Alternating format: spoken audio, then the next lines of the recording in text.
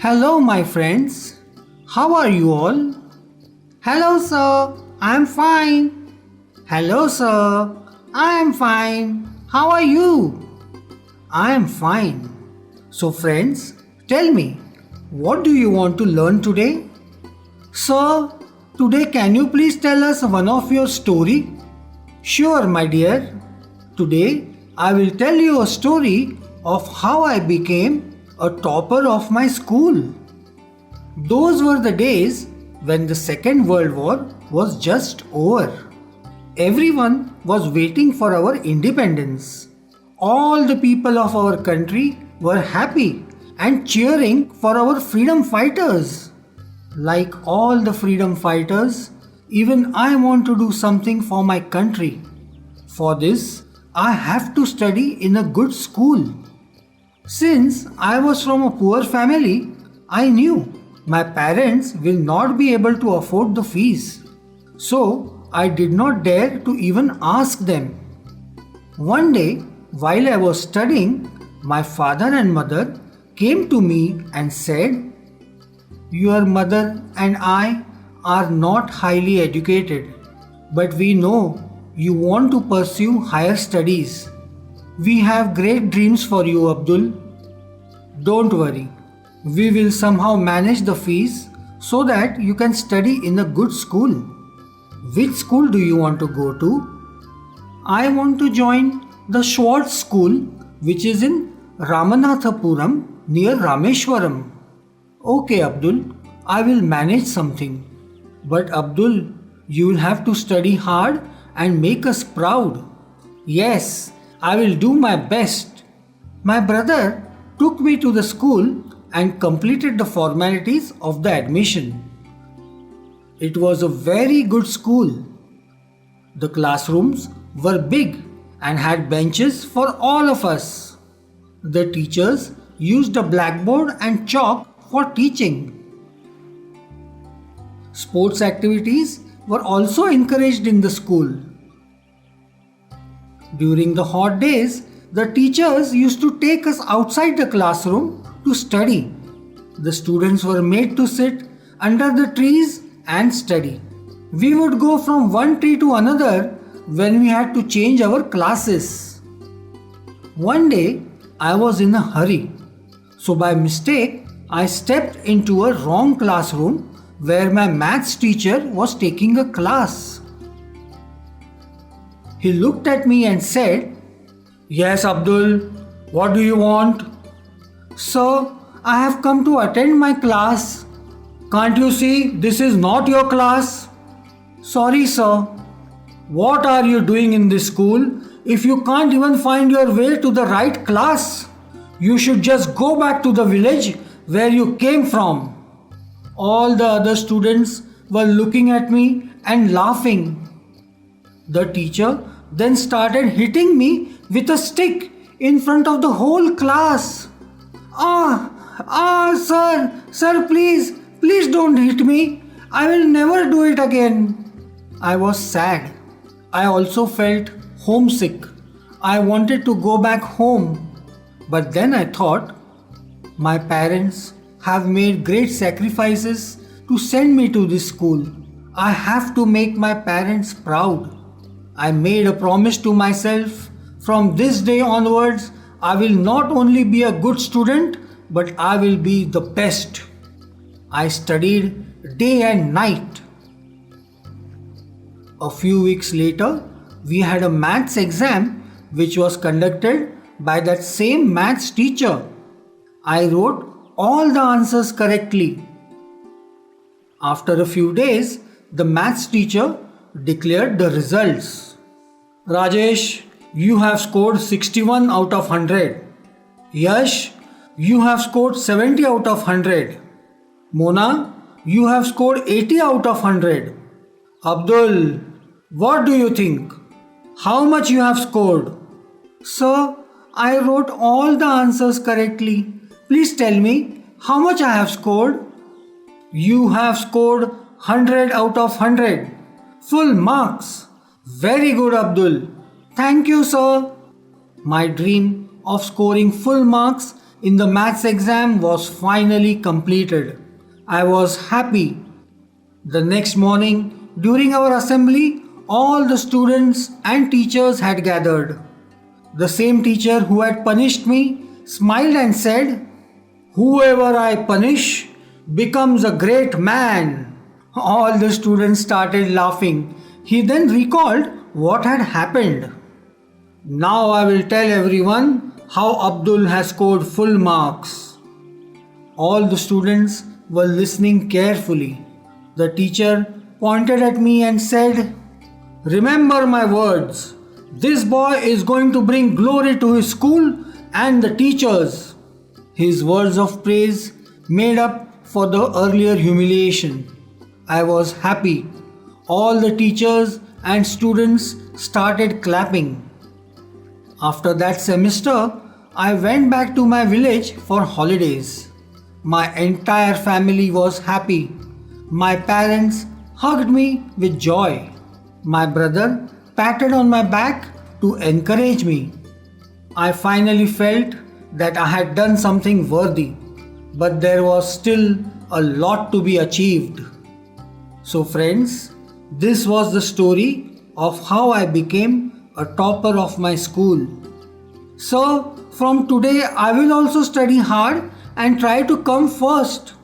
Yes sir, even I will try to become a topper of my school and make my parents proud. Very good, my friends. Good morning, sir. Good morning, friends.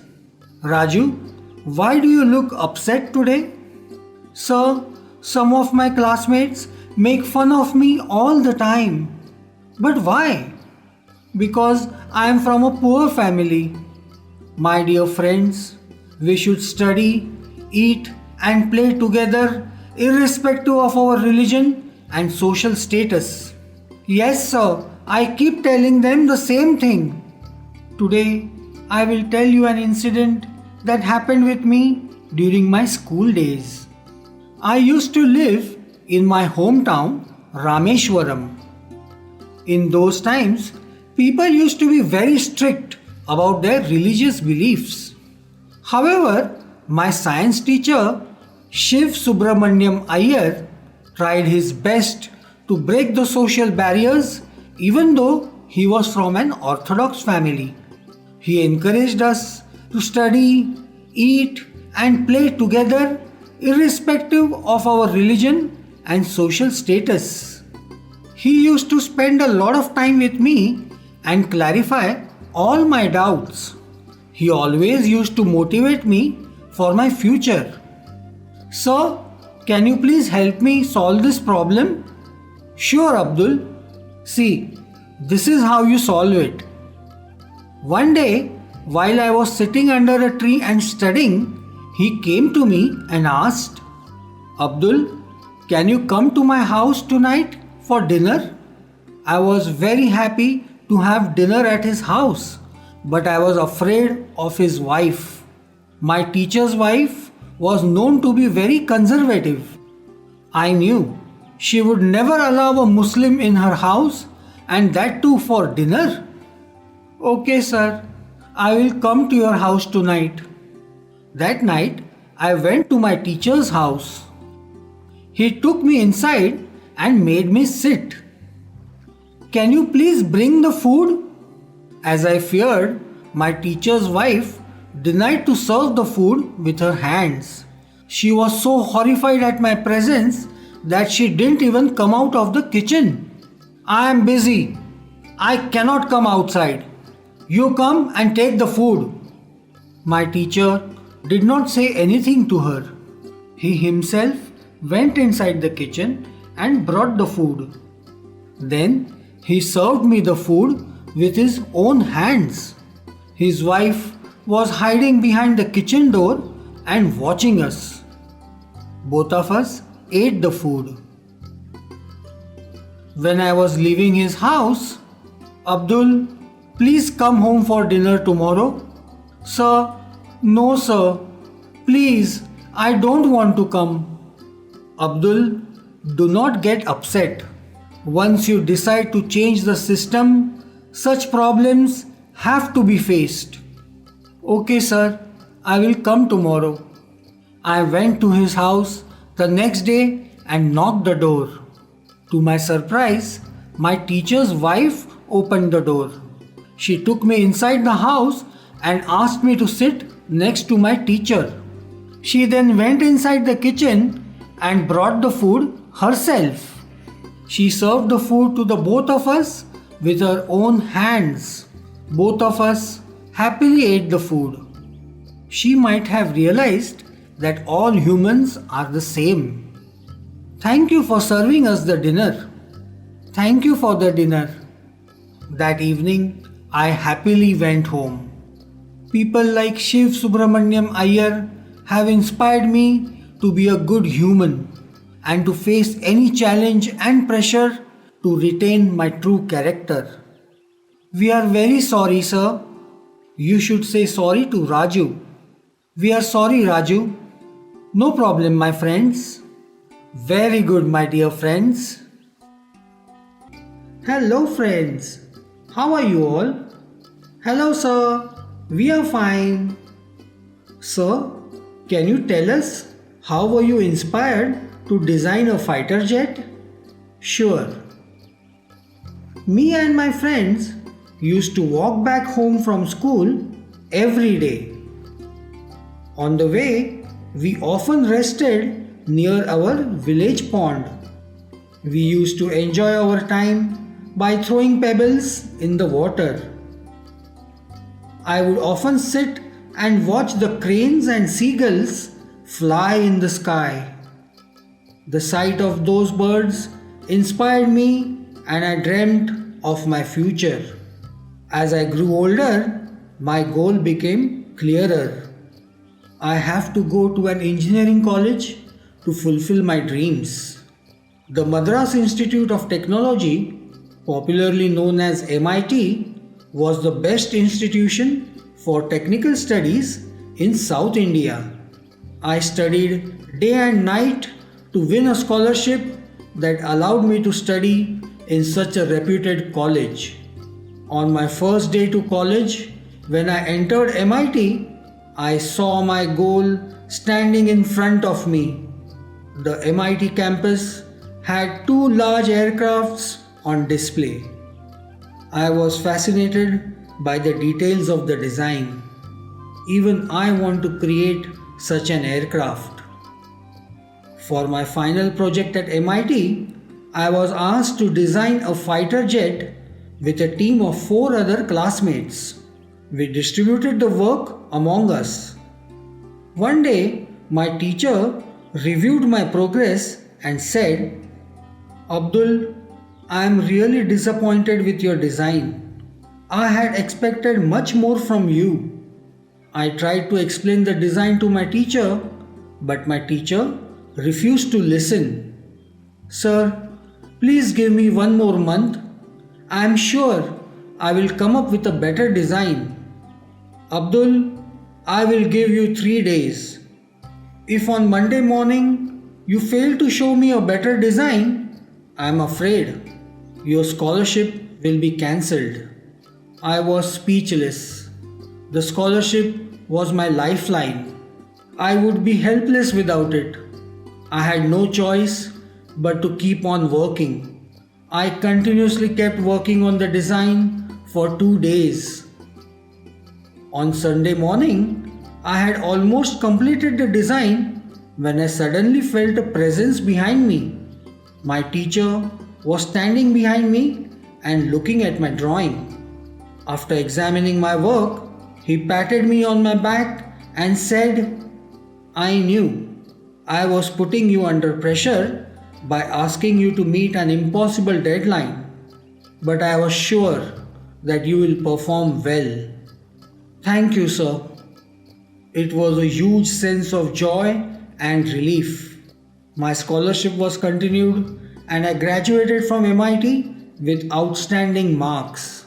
I had already accomplished my goal of successfully designing an aircraft, and now I was drawing close to my dream of flying one too. It was amazing to think that just like the cranes and seagulls I had observed as a child, I would soon fly in the sky. So, even I want to design a fighter jet. So, I want to become a pilot. Very good. But for that, you have to study hard. We will, sir. Good morning, sir. Good morning, friends. How are you all? We are fine, sir. Sir, can you tell us a story today? Yes, sir. We want to hear a story today. Okay, sure. I will tell you a story of my school days. The city of Rameshwaram was famous for its Shiva temple. Every evening, I would often spend some time near the temple. The temple visitors used to stare at me suspiciously. They wondered what a Muslim boy was doing near a temple. What is he doing near our temple? We should complain to the priest. The truth was, I loved to listen to the rhythmic chanting of the mantras, though I never understood a word. There was a strange magic in them. There was one more reason for me to visit the temple. My best friend, Ramananda Shastri, was the son of the head priest. He used to sit next to his father reciting the mantras. I used to hide near the temple gate and watch him. He was aware of me being there.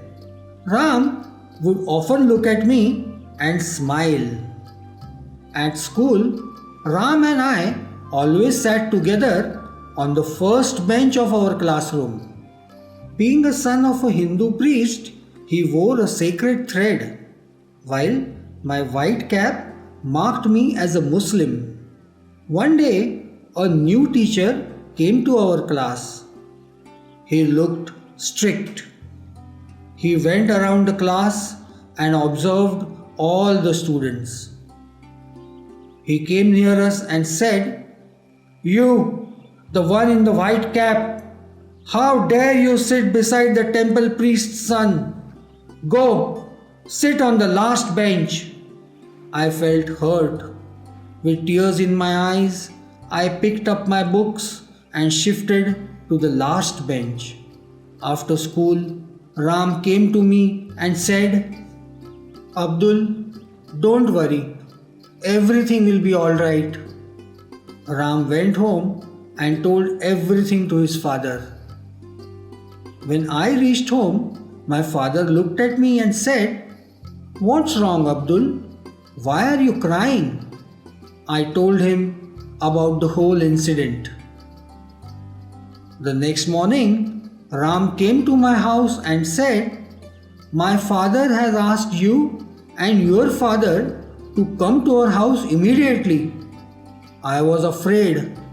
I thought Ram's father is also going to shout at me. "Okay, Ram, I will come with you." The three of us went to Ram's house. Ram's father and our new teacher were standing in front of Ram's house. "You must apologize to Abdul for what you did in school yesterday." I could not believe what I had just heard. The head priest was asking the teacher to apologize to me. No child is less than another in God's eyes. It is your duty as a teacher to help students live in harmony in spite of the differences in their background. You can no longer teach in the school. You are dismissed. "I am sorry, sir." "Abdul, I am very sorry. I mistreated you. Please forgive me." "It's all right, sir. I have learned an important life lesson today." Ram's father realized that the teacher sincerely regretted for his behavior and permitted him to continue his job as a teacher in our school. From that day on, Ram and I proudly sat together on the first bench. Me and Ram remained best of friends ever since. So, Even we will be friends forever. Very good. Good morning, sir. Good morning, friends. How are you all? We are fine, sir. Sir, can you tell us about the Agni missile? Yes, sir. We all want to hear about it. Yes, sure. We repeatedly tried to test launch the Agni missile, but we failed. It was also getting delayed due to several reasons. The press was eagerly paying attention to our progress. Such delays are common in rocket science, but the entire nation was upset. The news was shared on the radio and in the newspapers. Me and my team were having a very difficult time due to the repeated failures.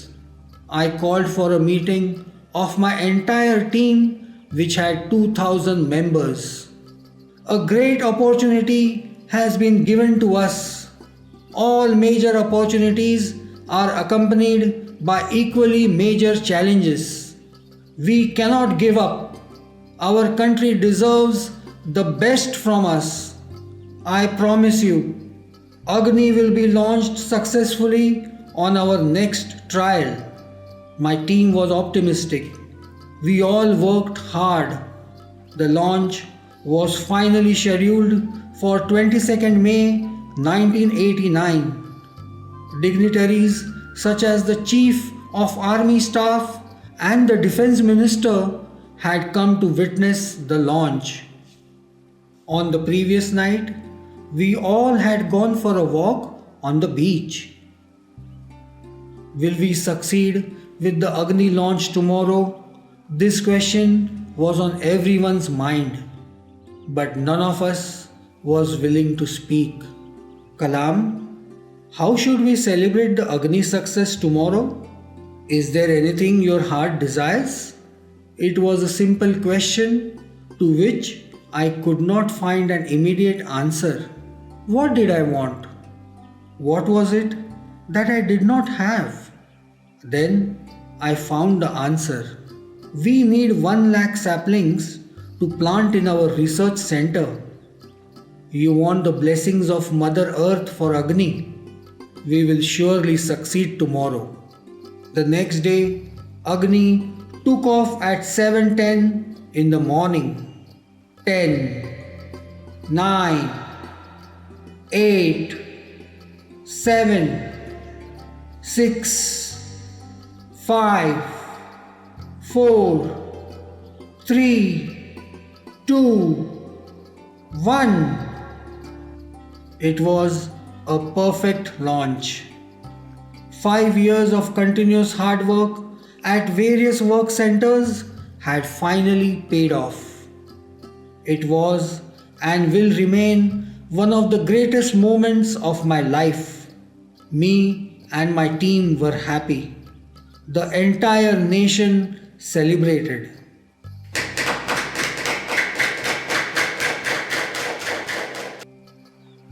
I'm sure you enjoyed watching this video. Please click on the subscribe button to subscribe to our channel and watch more interesting videos.